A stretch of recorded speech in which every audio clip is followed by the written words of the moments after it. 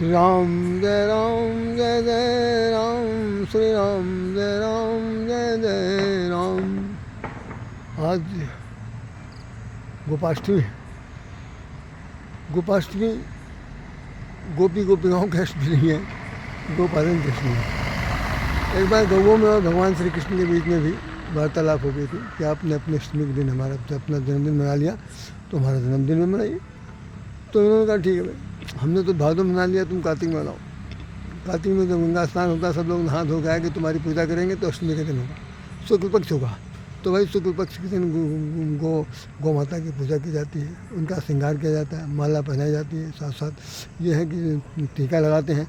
और फिर अगर भाई गाय ज़्यादा मरकही नहीं है, मैं समझ जाता हूँ सिंगिंग नहीं मारने वाली है, बहुत साधारण है, तो निश्चित रूप से उसके चारों पैरों को छू करके अपने को धन्य समझा जा सकता है। जो हरा चारा खिला सकते हैं, गुड़ से खिला सकते हैं, बहुत सब चीज़ खिलाई जाती है। तो सब केवल कहने की बात है कि 33 करोड़ देवता उनमें निवास करते हैं। तो निवास करते हैं नहीं करते इसका कोई साक्ष्य ज़्यादा ज़बरदस्ती मिल नहीं सकता। वेद पुराण में जो लिखा हुआ उसको सब लोग मान रहे, हम लोग मानते चले जाएंगे। सच्चाई सिर्फ इतनी है, यही समझ लीजिए कि भाई गौ की रक्षा करना है, गौ के वंश का वर्धन करना है।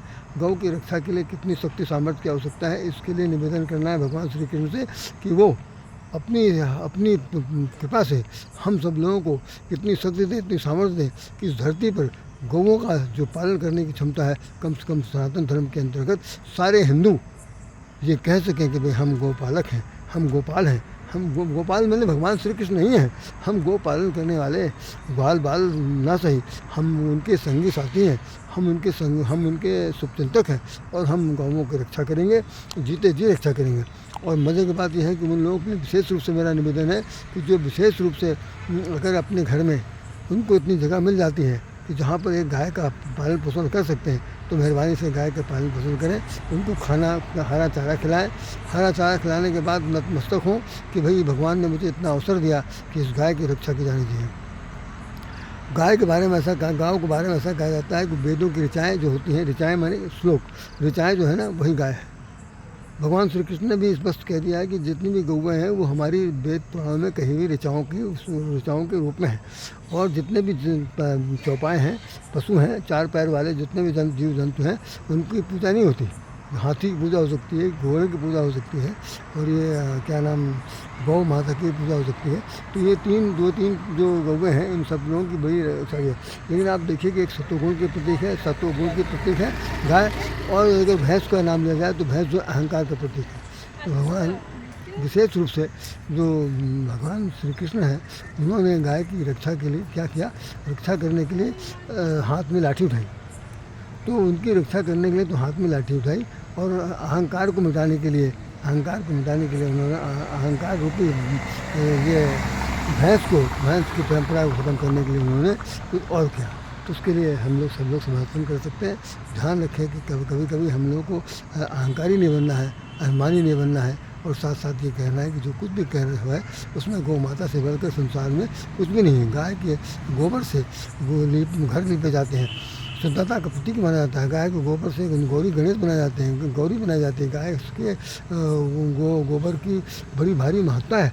और यहाँ तक कि गाय की गौमूत्र को औषधि के रूप में लिया जाता है। तो मैं समझता हूँ कि गाय और जो पंचायत की बनती है, मैं उसमें भी गाय के दूध का तो सबसे ज़्यादा सुना ही कि गाय के दूध से संसार में सबसे ज़्यादा बताते हैं कि गाय के दूध में जो तत्व होता है उसके अंदर स्वर्ण मिला होता है, और गाय के दूध का रंग पीला होता है। अन्य भैंस का दूध देखिए सफ़ेद है, तो सफ़ेद दूध में सफ़ेद होकर के भी अहंकार से प्रतीक है। लेकिन गाय के अंदर स्वर्ण भस्म जैसे होता है, ऐसे उसके अंदर पाया जाता है। इसलिए गाय का दूध पतला होता है, उसके अंदर पानी अलग से मिलाने वाले जो घोसी हैं वो ज़्यादा गलत काम करते हैं।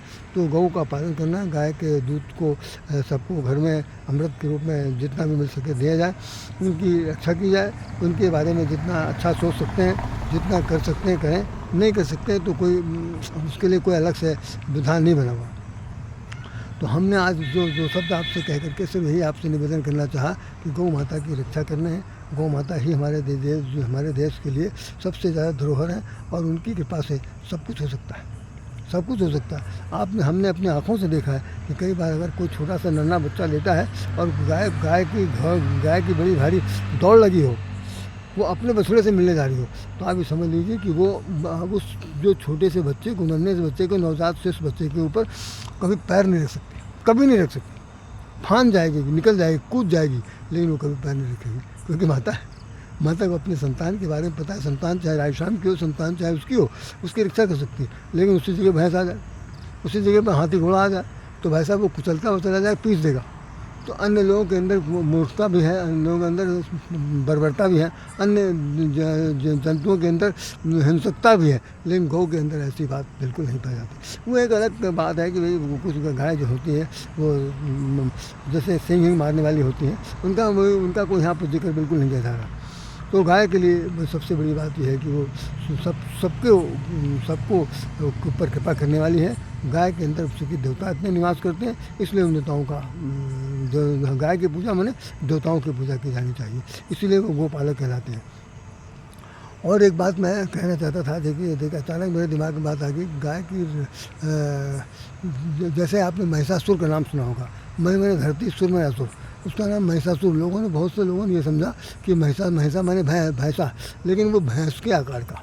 तो भैंस जैसे होता है ना कि भैंस के आगे बीन बजाओ, भैंस के आगे बीन बजाओ, भैंस खड़ी पगुराए, कि भैंस के आगे बीन बजा रहे हैं और कह रहे हैं भैया जरा बीन सुनो, आवाज़ सुनो उसकी, सब स्वर वाली है कि कोई और है, तो वो पकड़ाती रहती कुछ नहीं।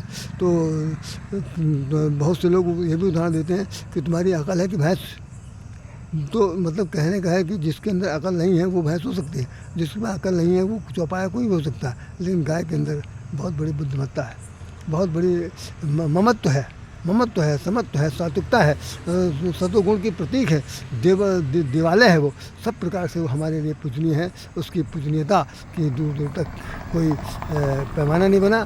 जिन लोगों के पास गाय है वो धन है, इस धरती पर धन है। जिनके पास गाय नहीं है वो गाय के जहाँ पर गौशालाएँ हैं वहाँ पर जाएँ, जा करके उनके चरणों में शीश झुकाएँ। और दूसरी बात ये है कि अगर हो सके तो कुछ लोग मिलजुल करके कोई ऐसा व्यवस्था करें कि कोई गाय को वो गोद ले लें और उनकी रक्षा करने के लिए जितना वन पड़ सकता है वो दें। यही सबसे बड़ी बात हो सकती है। बाकी भाई आज के ज़माने में लोगों को रहने का ठिकाना नहीं है, जीव जंतु कहाँ से पालेंगे। लेकिन यदि भगवान ने उनको दे रखा, हमारे परम पूज्य गुरु श्री सुधांशु जी महाराज जी अक्सर ये बात कहते हैं कि जब जहाँ कहीं पर हैं तो वहाँ पर 4 प्रकार के वृक्ष लगाएँ। पहली बात 4 प्रकार के वृक्ष लगाएँ, और अगर हो सके तो इतनी जगह हो तो कम से कम गोपालन में एक गाय का संरक्षण जरूर करें। देखा होगा बहुत सारे जो ये कथावाचक हैं, इन लोगों ने तमाम सारी गौशालाएँ खोल रखी हैं, उनमें तो 200, 300, 400 गाय पल रही हैं। अच्छा साहब, उसके बारे में हमारा दृष्टिकोण जो है वो ज़रा अच्छा नहीं है। मैं बिल्कुल ये नहीं कहना चाहता कि भाई गाय के लिए उसमें लिखा रहता है कि साल भर का इतना है, साहब इतना फीस है, इतनी फीस नहीं। मतलब हम लोग उनको उनके जेब भरें, उनके अकाउंट में पैसा डालें और एक बूंद दूध नहीं मिले, तो भाई हम ऐसा नहीं चाहते। बिल्कुल मैं व्यक्तिगत रूप से नहीं चाहता हूँ कि भाई वो गोपालन करें, दूध किसके घर भिजवा रहे हैं। जिन लोगों ने पैसा दिया उनको क्या चीज़ मिल रहा है।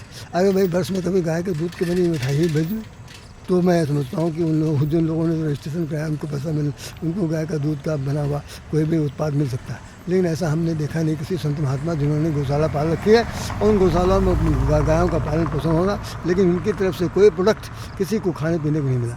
तो ये एक प्रकार का वो व्यवसायिक केंद्र है। मैं उनके पक्ष में बिल्कुल बोलने की स्थिति में नहीं हूँ और बोलना भी नहीं चाहता। तो मैं सिर्फ चाहता हूँ कि आपके जीवन काल में इतना पैसा है, सब सामर्थ्य है, ईश्वर ने आपको दे रखा है और आप भी खुद भी रुचि लेते हैं गौ के बारे में, तो आप रखिए। नहीं तो गोद ले लीजिए उनको। वर्ष में 6 महीने में, 3 महीने में, 2 महीने में, 1 महीने में, जितना आप उसके लिए ऊसा भूसा या कोई चीज़ खाद्यान्न में, जैसे गुड़ है और ये और भी कई चीज़ें होती हैं जो उनको खिलाई जाती हैं, हरी साग सब्जी है, सब दीजिए। हमारे पड़ोस में एक हैं श्रीमान जिनको मेरे परम वंदनीय हैं और मेरे से छोटे हैं, अनुज हैं, तो मुझे अपना बड़ा भाई समझ करके हमेशा बहुत ही अपनत्व और सम्मान देते हैं। श्रीमान डॉक्टर मयंक किशोर शुक्ला जी, उनके बेटे जो हैं वो साधु हो गए, संत महात्मा हो चुके हैं। देवेंद्र कुमार शुक्ला उनका नाम है और वो संत महात्मा हो गए। और उनके साथ उनके पिताश्री वही मयंक जी लगे रहते हैं। तो वर्ष में महीने में 3-4 ऐसे कार्यक्रम आते हैं कि आज मतलब एकादशी है, आज ये है, आज वो है, तो उसमें जा करके वो गौशाला के अंदर काफ़ी कुछ योगदान देते हैं। तो जो सरकारी गौशाला नगर महापालिका के द्वारा गौशाला बनाई गई है उसमें गाय पालन पोषण होती है। 2 बार मैं भी वहाँ पर जा चुका हूँ। तो वहाँ पर नगर निगम की तरफ से ही खुद ही इतनी साग सब्जियाँ आ जाती हैं कि पूछे नहीं। उसमें अगर आप अपनी तरफ से चाहें तो गुड़ दे सकते हैं और कोई चीज़ जो गाय के खाने योग्य चीज़ है वो दे सकते हैं। कुछ खीरा उरा ले जाइए, दे दीजिए, आपकी मर्ज़ी जो हो देना चाहे दें, लेकिन सेवा करने के लिए अवसर देना चाहिए। उन्होंने बहुत बार हमको लिखा, हमने जब समय मिला मैं गया हूँ तो मैं उनकी इस गौ सेवा की बहुत बड़ी प्रशंसा करता हूँ कि निश्चित रूप से वो एक बहुत वंदनीय व्यक्ति हैं जिन्होंने ये संकल्प लिया कि अपने बेटे को तो संत महात्मा बना ही दिया। निश्चित रूप से वो बैरागी हो गए, अपना बैरागी वस्त्र पहन लिया और वो उनके साथ रह करके गौ की सेवा करते हैं। महानतम समझिए उनको पद मिलेगा, मेरा ऐसा मानना। तो इन्हीं शब्दों के साथ मैं समझता हूँ कि अब विराम दूँ और ये गोपाष्टमी आप सब लोग मनाइए। भगवान श्री कृष्ण जैसे अष्टमी मनाते हैं ऐसे गौवे भी मनाती हैं। वो अष्टमी वास्तव में वंदनीय है। जय श्री राम।